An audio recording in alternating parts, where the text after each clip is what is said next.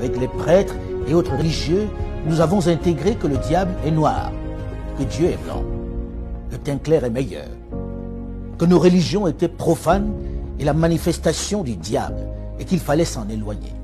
La plupart d'entre nous avons intégré que nous sommes moins intelligents que le blanc.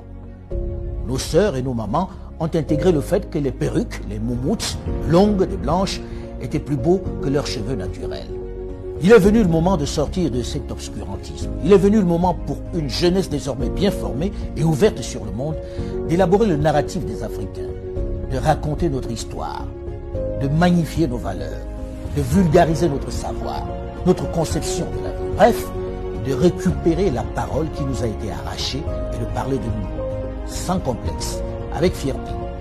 C'est pourquoi j'encourage les jeunes à produire autant qu'ils le peuvent, que ce soit dans la littérature, la culture ou dans le domaine de l'audiovisuel.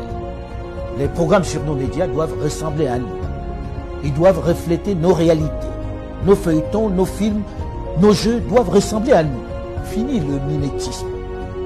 Dans le même temps, mon travail à l'international m'a permis au fil de toutes ces années de me rendre à l'évidence à quel point notre continent, pourtant si riche en ressources humaines et minières, souffre d'un mal chronique, l'absence de leadership de qualité qui puisse impulser le développement.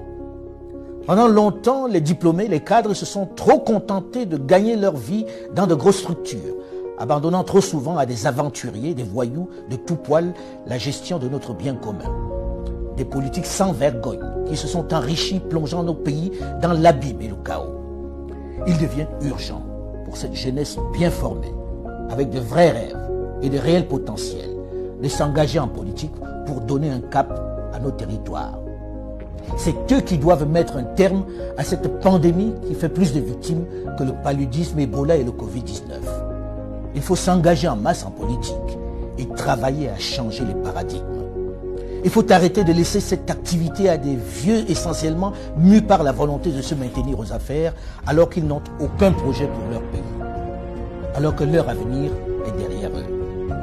Une chose est certaine, et c'est triste de le dire, ma génération et celle de mes aînés ont échoué à développer l'Afrique.